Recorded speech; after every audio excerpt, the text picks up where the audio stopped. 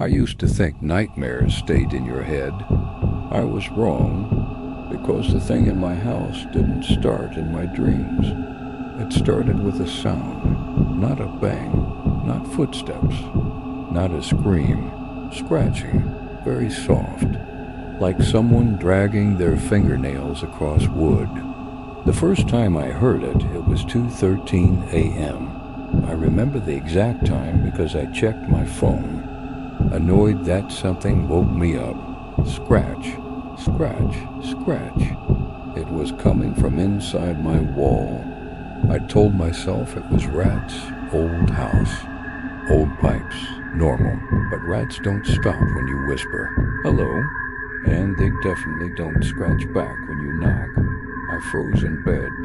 Slowly, I tapped on the wall. 3 small knocks.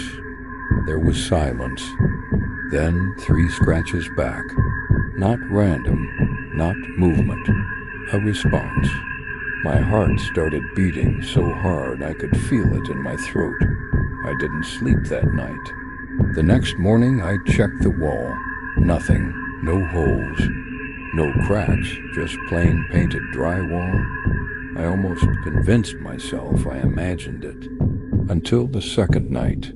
2:13 a.m. exactly. Scratch, scratch, scratch. This time it was louder, closer, like it wasn't moving inside the wall anymore, like it was pressing against it. I grabbed a flashlight and moved closer. The sound stopped.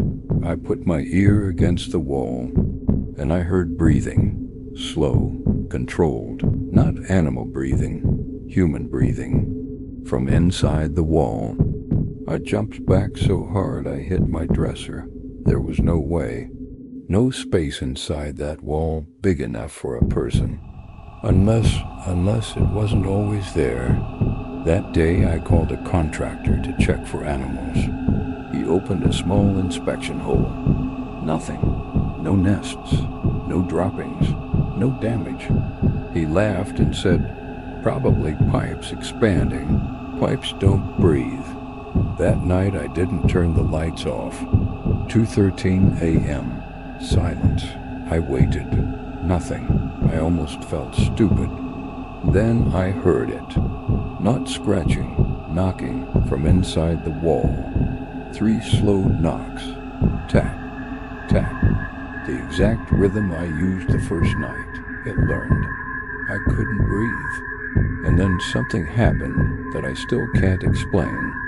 The paint on the wall moved, not cracked, not peeled, moved, like something pressed a hand against it from the inside.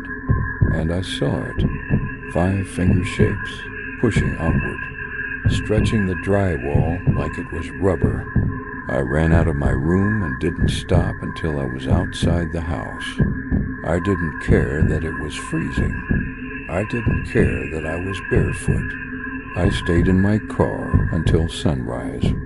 The next day I checked the wall. No handprint. No dents. Nothing. But something was different. My room felt smaller. Not physically, just tighter. Like the walls had shifted slightly inward. That's when I started measuring. I marked the distance from my bed to the wall. Took a photo the next morning. The wall had moved 2 inches closer. That's when I understood. It wasn't living in the walls. The walls were closing in on me. Every night at 2:13, the scratching continued. Every morning, the room was smaller, 2 inches, then 3, then 5. I stopped sleeping, stopped eating. I told my friend about it. He laughed, said I was stressed, so I made him stay the night. 2:13 a.m. We both heard it. Scratch, scratch. He went pale. We both stared at the wall.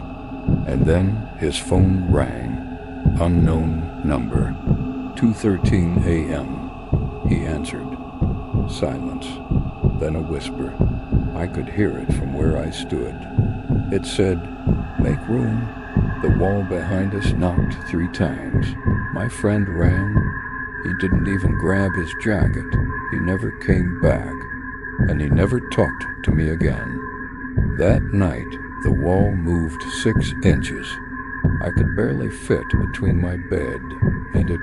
I started sleeping in the living room. But at 2:13 a.m., the scratching came from there too.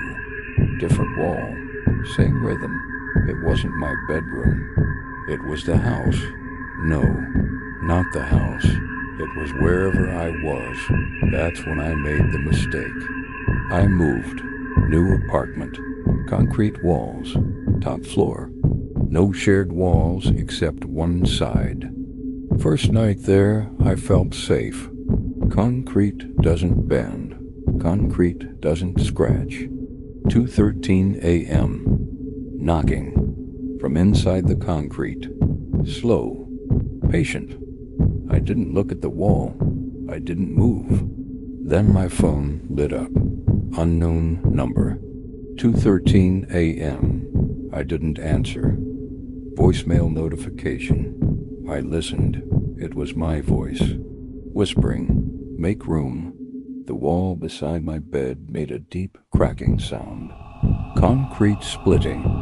And I saw it again. The shape of a hand pushing outward. Larger this time. Longer fingers.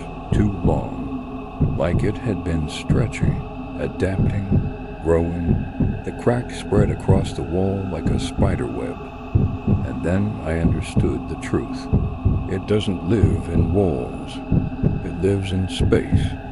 Empty space.